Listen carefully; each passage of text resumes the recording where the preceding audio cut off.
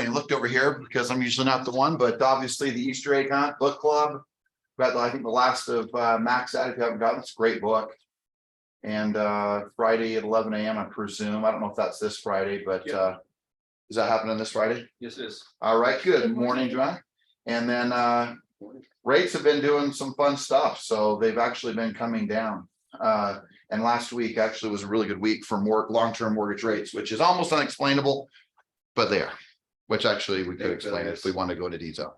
All right, so actually just a couple of quick things on market conditions. And one of the things that I wanted to talk about, and you obviously you see us changing just a few things. So we're trying to make it to where 7:30 we have a little bit of a rotation. We used to do this a long time ago where Mondays is focused on our mindset, but I just want to focus on a little bit also on the market.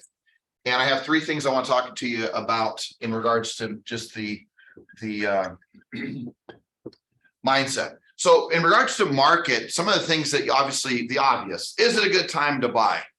And there's three things that I want you to focus on in regards to this market right now. And that is that number one is that you're the best agent to sell the home. Now the seller, let's put obviously buy. And that may seem like a simple little thing, but the reality is sometimes we forget that. The second thing is that we can do the job, that we can get it done. But the third is it's a good time to buy or sell. And that third component is always the interesting one to me because, well, I don't know if I would buy. Based on what? Based on what? And so I want to, for a moment, focus on just the market specific. I may mix it up a little bit, but specific to Utah. All right. So number one, and these aren't in any particular order, but I just want to give you some sound bites that make you realize that if you have, I just point this out, if you have a belief, and let's just say this is a table. And I've talked about this before, but let's just assume that's my best look at a table. And you have a belief on this table, or the tabletop is the belief that it's not a good time.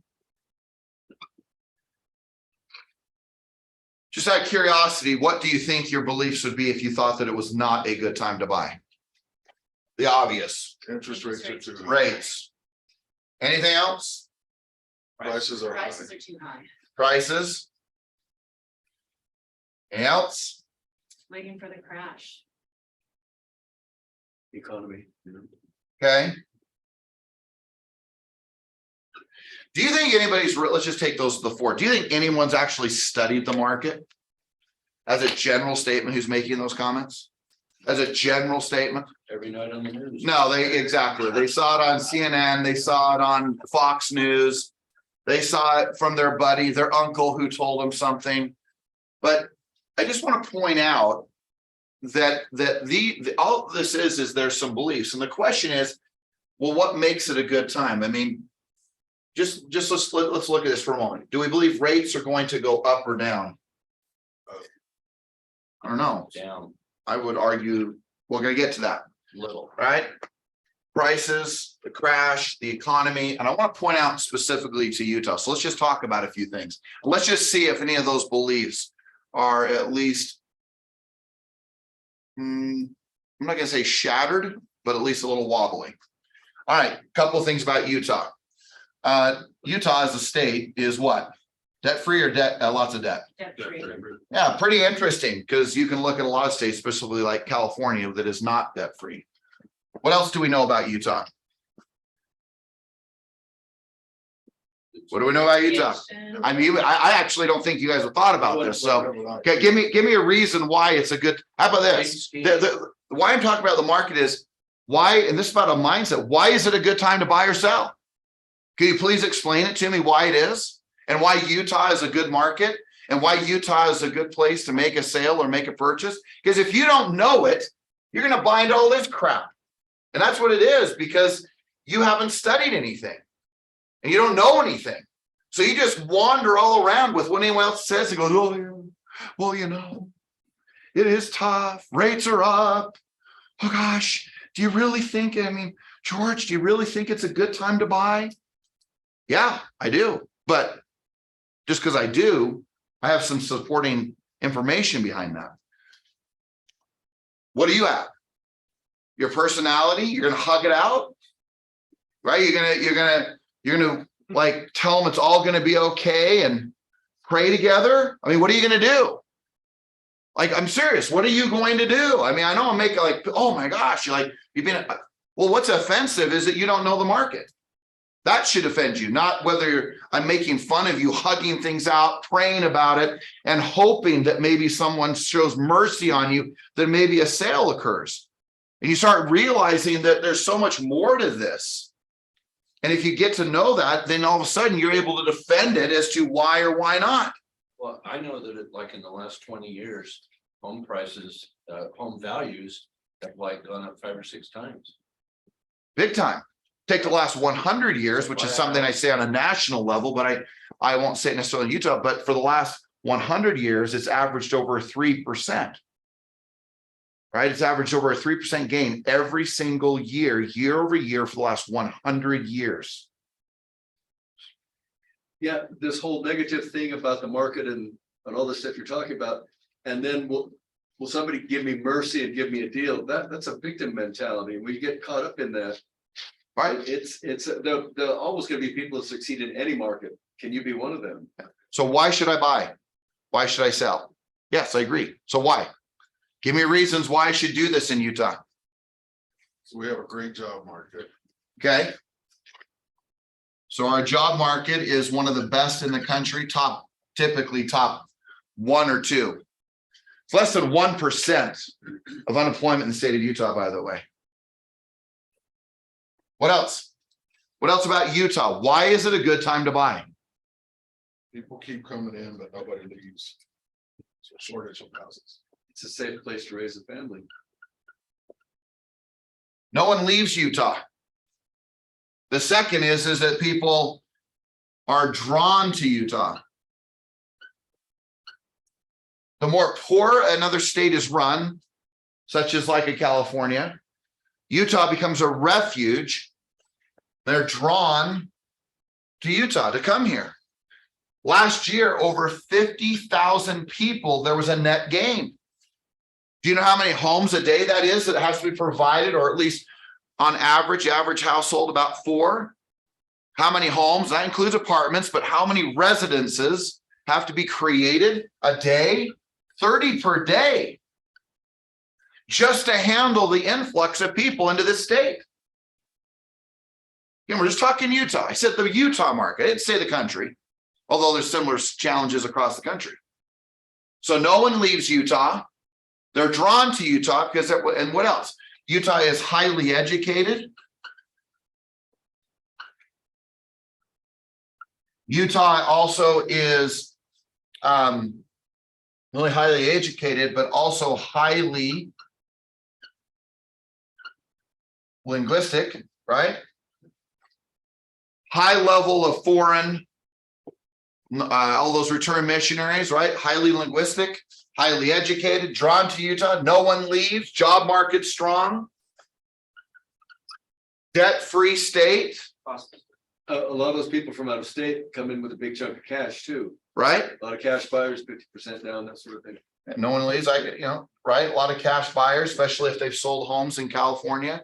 Jazz beat the Celtics Pardon? The Jazz beat the Celtics. Did they beat them last night? Saturday night. Oh, Saturday night. All right. Cost is lower than other. Okay, that was the next thing I was going to bring. So, cost of living, despite whether you think it's high, guess what? It's considered still low. It is an absolute draw to small and big what? Business. From Adobe to Facebook to NSA to Microsoft, Micron, you name it, they're coming here. Because it's business friendly. So not only small business, large business, or big business is drawn here for all these reasons. High linguistics, highly educated, no one leaves Utah, job market is strong, the cost of employment is lower than other states. overall quality of life. In LA, if you went across town, that's an hour and a half. Did we write that down? I thought we did. No, we didn't. Hey, George, Yep. just everybody working remotely and having our international airport within 30 minutes. So you can get I brought back to it. work if you need to. I thought about that one. Right, airport close. Yeah, good point. Great one, Steph. Okay. Are you say something? No. Oh, okay. Look at all these reasons. Now, here's what's interesting. Somehow we forget about all of that. And what does that all do? Well, it creates, what would you say if you see all of those, and maybe there's a handful of things you could add? What does that all do? Create stability. What did you say? Stability. Yes. Value. Yes. It breaks down those. Well, it creates one thing. A good market. Yes, it creates, well, yes, it's, there's a supply issue. Yes. It's a supply and demand issue. That's the key. That is the issue. Is that all of these things that we've listed drive a supply and demand issue into the marketplace. So for perspective, two things are doing that. One, all of these things, plus all of which I thought was interesting. Someone recently said to me, the greatest investment anyone will have ever made in their lifetime will be the fact that they got an asset with less, give or take, a 3% interest rate. I thought that was interesting when I heard that recently. But the supply issues are not just because of this. The supply issues are because of all the things we listed, plus the fact that there is a number of people at these, not 3% plus, 3% rates who will not what? Sell. That's the issue. So it compounds all of these problems of low cost of living, all the education, linguistics, small, big business driving in, debt-free, a refuge for the world to come to, right? No one leaves. Families are growing. So all of a sudden there's a huge supply and demand issue. And the challenge is that the rates are not coming down. And if they do come down, at best case scenario, you might get somewhere in the next 2 years, 5.5%, maybe. I'd still question that. But now there's a real issue. And here's the real issue.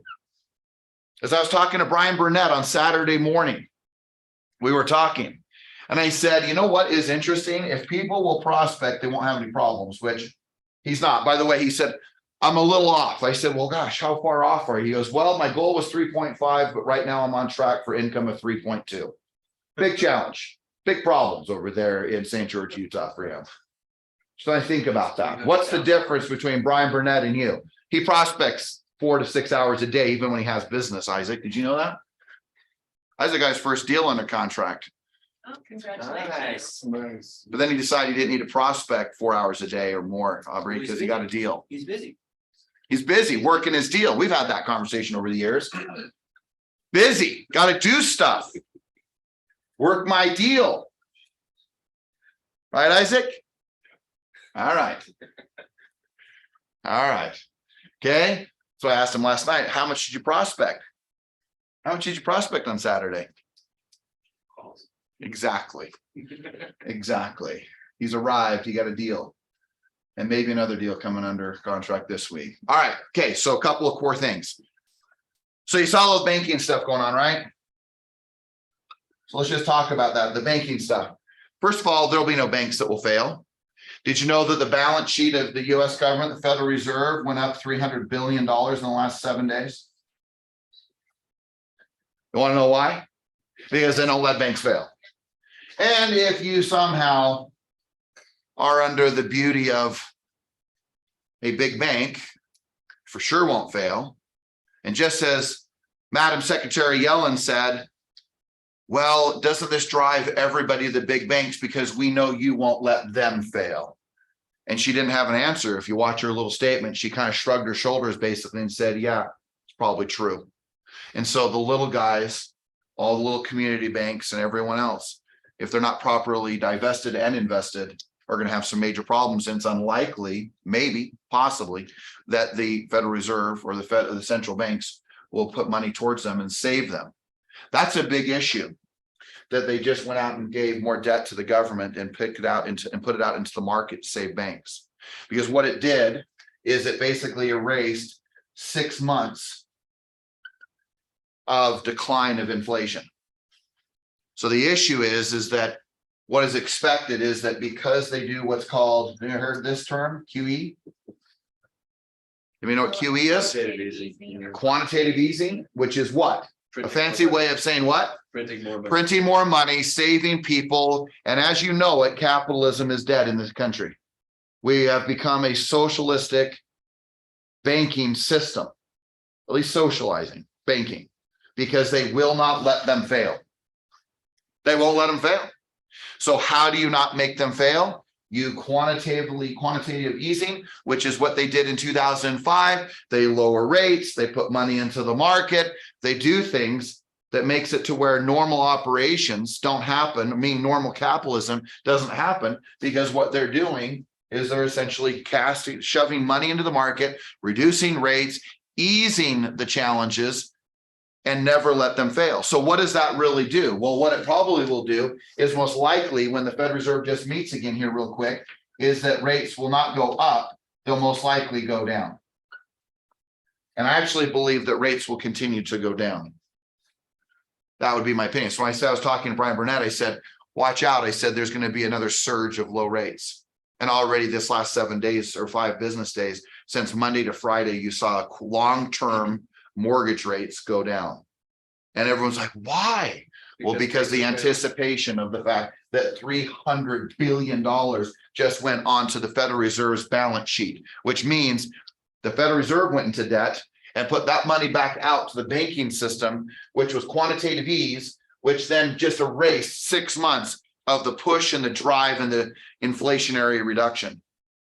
So it's likely that we will have inflation. What they actually believe is it's possible that we may have inflation like this type of inflation we're in forever, because of this banking system, or at least for several years, if not probably for the next decade is a possibility.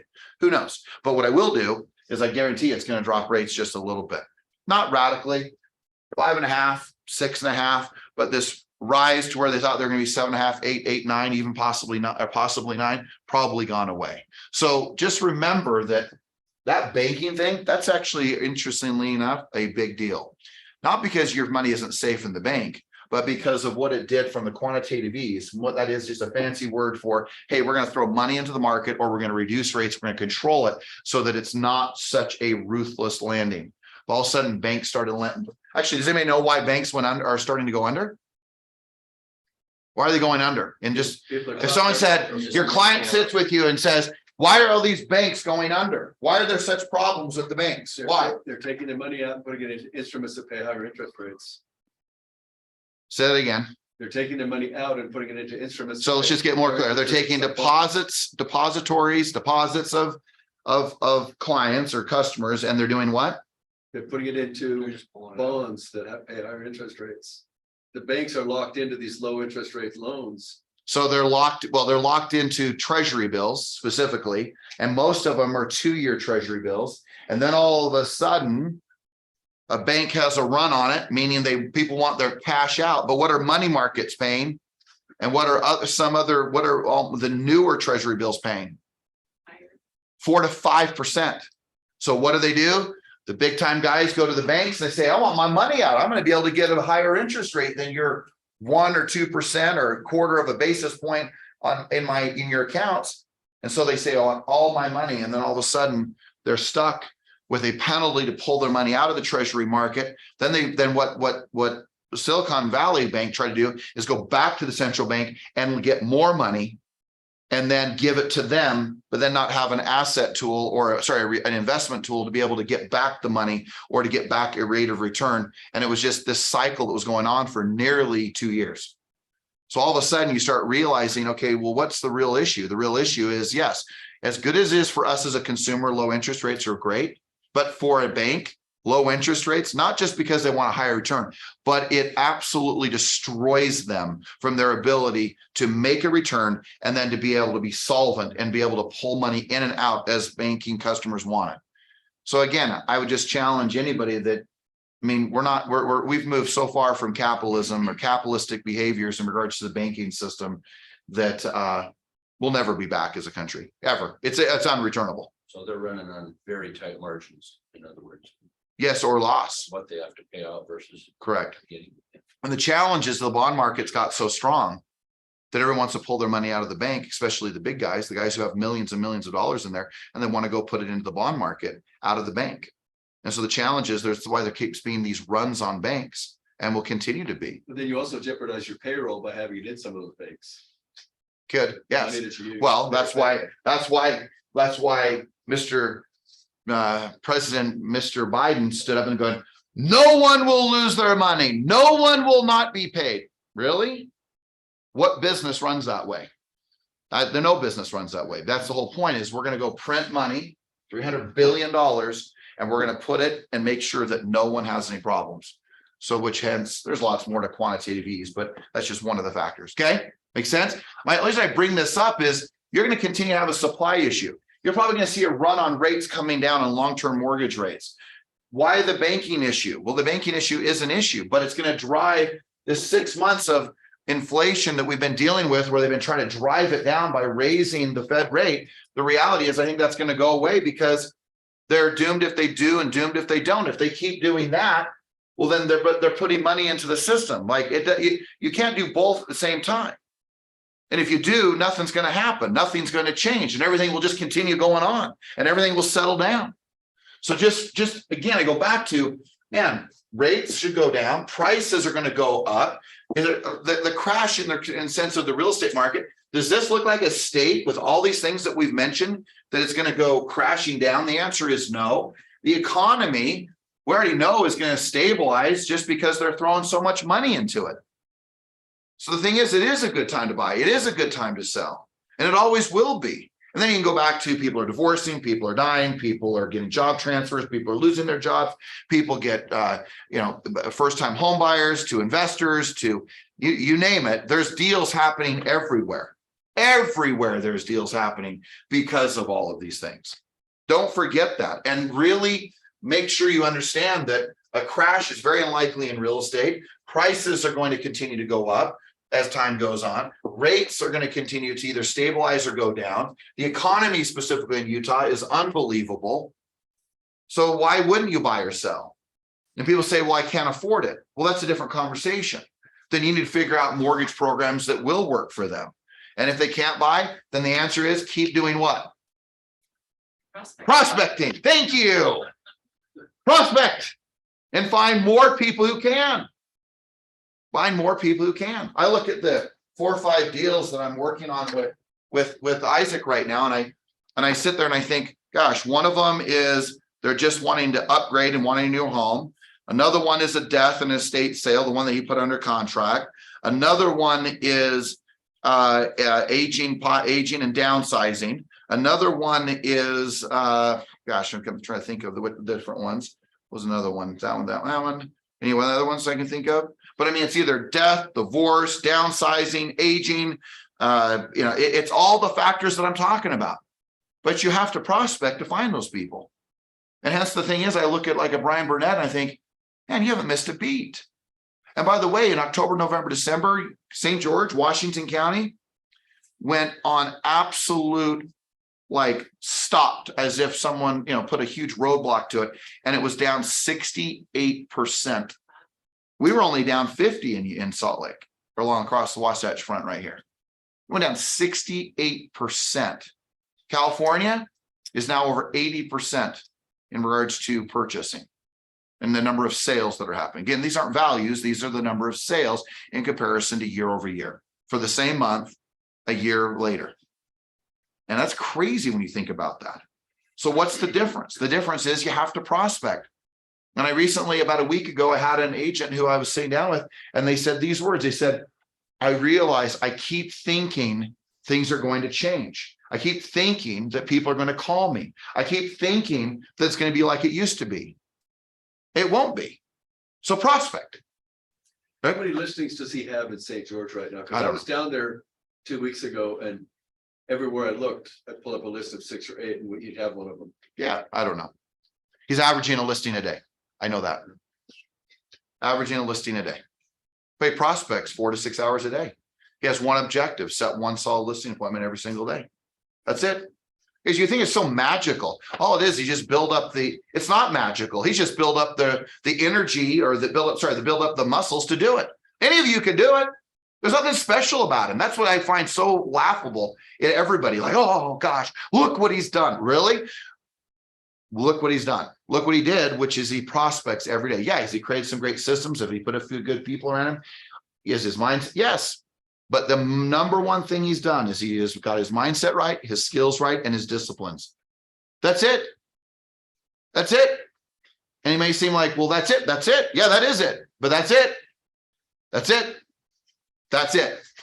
There isn't any more of that. And that's the problem, is people think it's bigger than that, more than that. It's not. It's just not. But if you will refine your skills, if you will get the disciplines and you will protect your mind, everything will come together.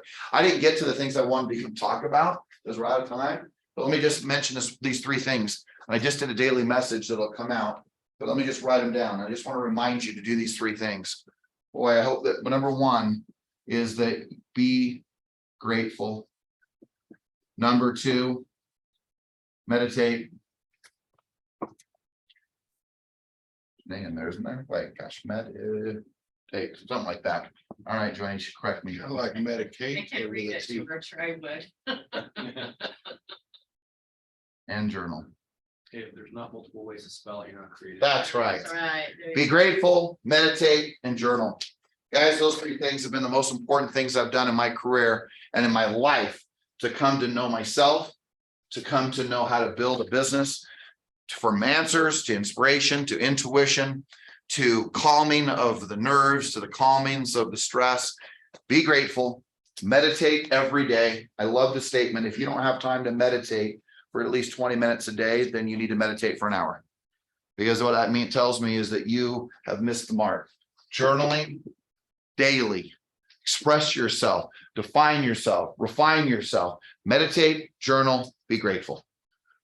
When I spend, if you listen to the daily message, and if you're not getting the daily message, we made some changes on that. Just make sure that you talk to Kenzie or to whoever, or even Miss Sharon at the front desk, newlywed Sharon, right there last Saturday, guys, a week ago, and get that dialed in. Any thoughts, comments, questions? How many hours are you gonna prospect today, Isaac? Or are you just gonna work on your deal? 6 hours. How many? 4 to 6. Well, how many? Not 4 or 6. With how many exactly? 6. 6 hours. You believe that's going to happen? I don't believe it's going to happen, Kelly. How about this? 4 hours sounds great. And if you don't do it, you owe him $100 for every hour you're short. Aubrey, you do want to make some money today? Does he owe you money?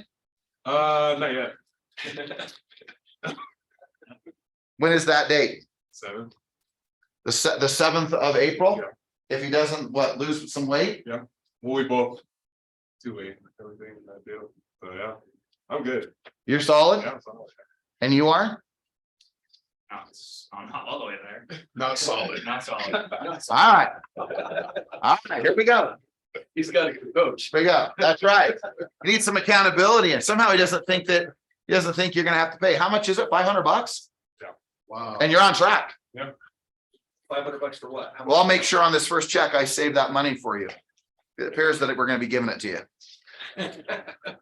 Is that true or not true, Isaac? No, it's not. All right. Juice that. Isaac, I believe in you, buddy. I know. I believe in him too. He just wait until the last minute. You should have done a two week accountability and you'd be set, Aubrey. Because he would have been on track. I can see it. You look better. You're looking thin. You're gonna blow away in the wind. Tired too. Yeah? I go to the gym, being exhausted. Yeah.